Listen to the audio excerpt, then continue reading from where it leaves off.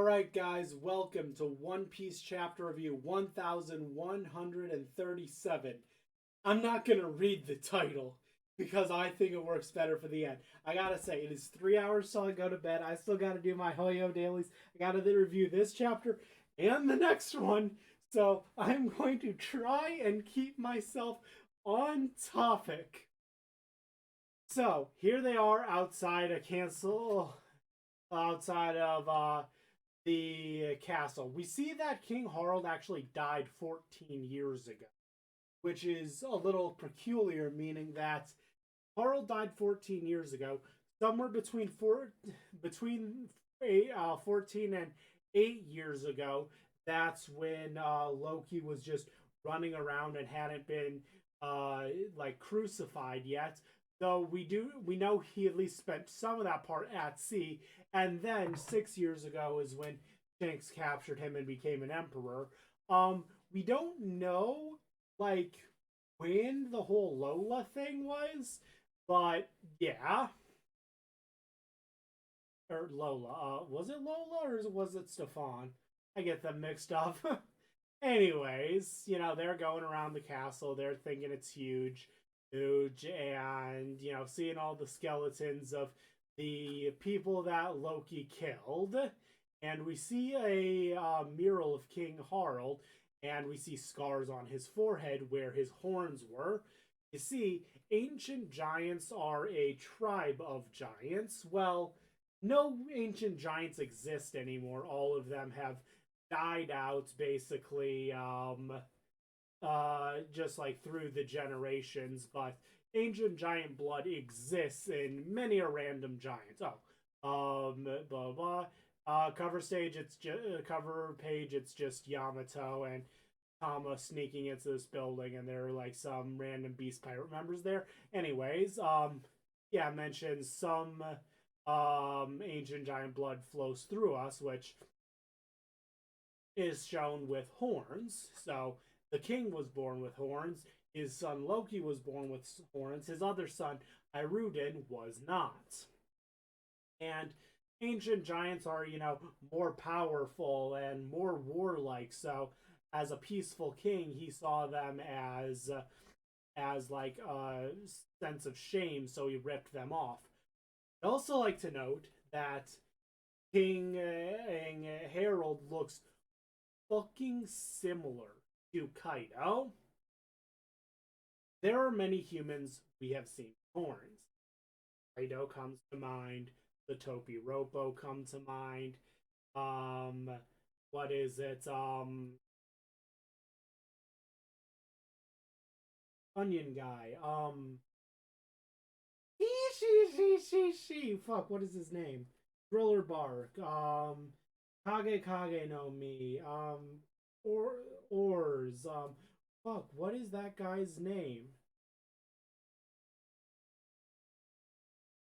Oh, Gecko Moria. There we go. God. Gecko Moria has horns. Is it possible that Kaido, the Topi Roppo, Gecko Moria, Yamato, they all have ancient giant blood in them? Hell, Charlotte Linlin, she is remarkably large. Not quite giant size, but is she half giant? Well, we saw her parents, or at least, the people who raised her. Is there giant blood somewhere in her? What about her kids? Is there giant blood in them? Maybe not specifically Linlin. She might just be built fucking different. But I don't know. I think that there is. Also, I'd like to say that a lot of Elbath warriors wear helmets with horns. I don't know if all of them have horns. That's, probably just a stylistic choice. Like, the good old horned Viking helmet, which are, wildly impractical and not real. There's actually a cool thing from Oda to, like, make them a thing. Like, giants in the past were known as, like, having these horns as, like, status symbols. So, like, a bunch of warriors will still make helmets with horns, kind of as, like, an intimidation factor. But yeah, I personally think that Kaido is somehow related to the world. But yeah, we learn Hiruden is the other her son, and Loki was born first. first and was going to inherit it. However, he uh was however he was a cursed child, so it was eventually Hyrudin who was set to take place. But we know that Hyrudin was actually born from a different mother. Hyrudin's mother was a queen born in a different giant country, so Elbath isn't the only one, but different tribes of giants are racist against each other. So, you know, Loki is this pure-blooded prince who has the blood of ancient giants, the most powerful giants running through his vein, whereas Road describes Hyrudin as having tainted blood from another giants. Yeah, it taints the blood of Elbath, and clearly giants are racist against other kinds of giants. And Zoro says, "Why join Hyrudin's crew if you have tainted blood?" To which we get Road's tragic backstory. Kids were picking on him for being a creepy nerd. Hyrudin said, "Wow, this is amazing. You can draw C charts? You have to show me. Let's be friends." Huh? Friends? So he was a creepy kid that everyone picked on, and one guy said, "Hey, let's be friends." And he was like, "Okay." And Hyrudin has the goal of one day uniting all the tribes of giants. Yeah, noble goal. Likely the Maramarinomi he went out to try and get from Dressrosa was going to try and use to help him on his quest to reunite all the giant tribes. Cut over to where Loki is tied up. He is being beat the hell out by Yunko, who's using her weird Medusa from Soul Eater arrow powers to make giant boots and starts stabbing him every which way.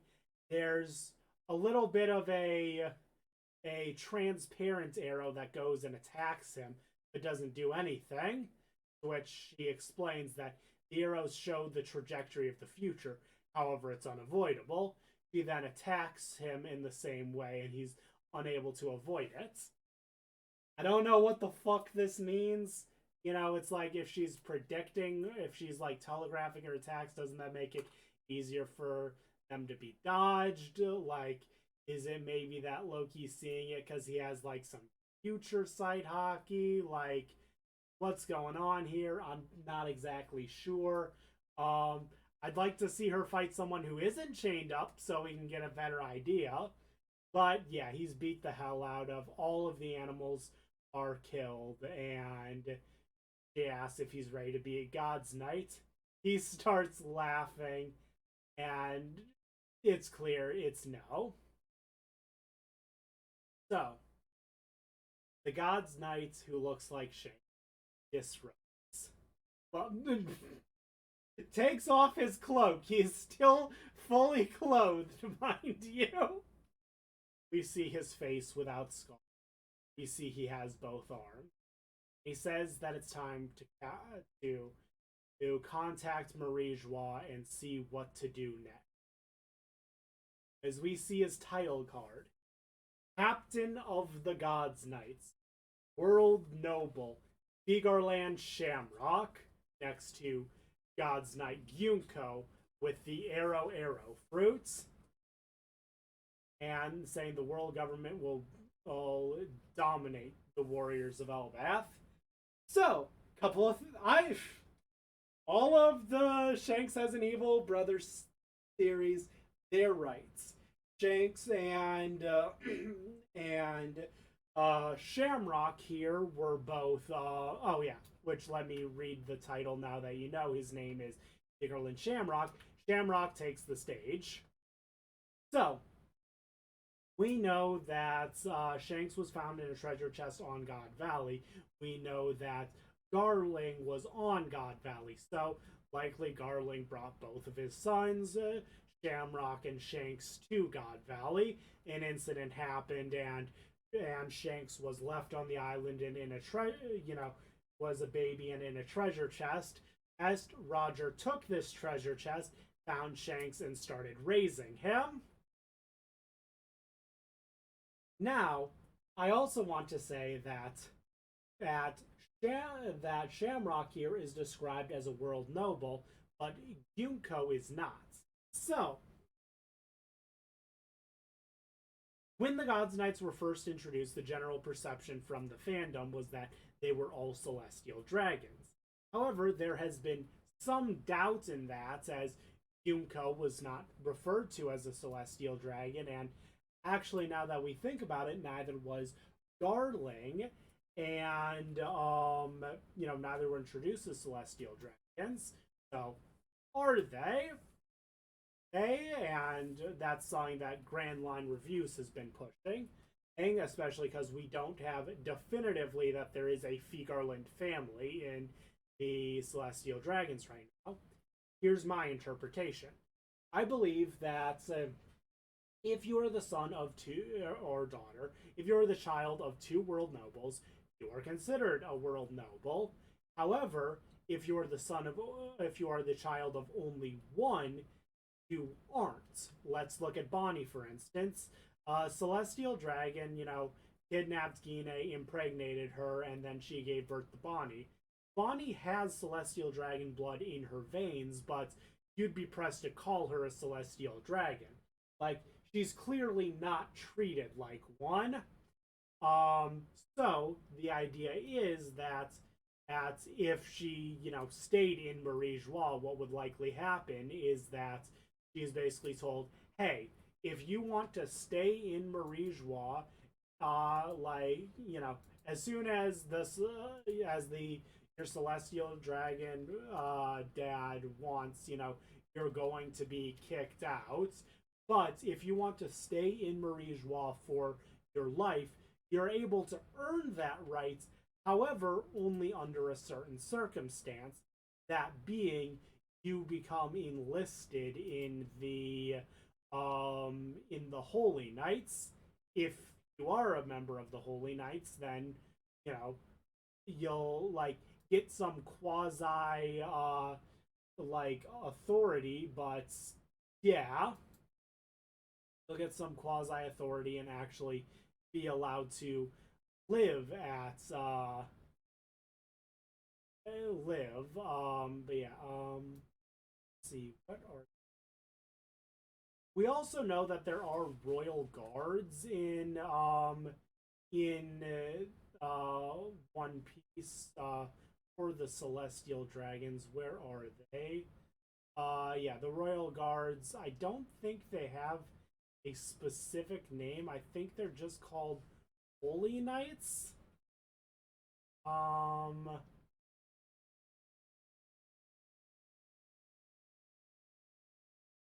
They called Holy Knights. I'm not seeing a citation on that.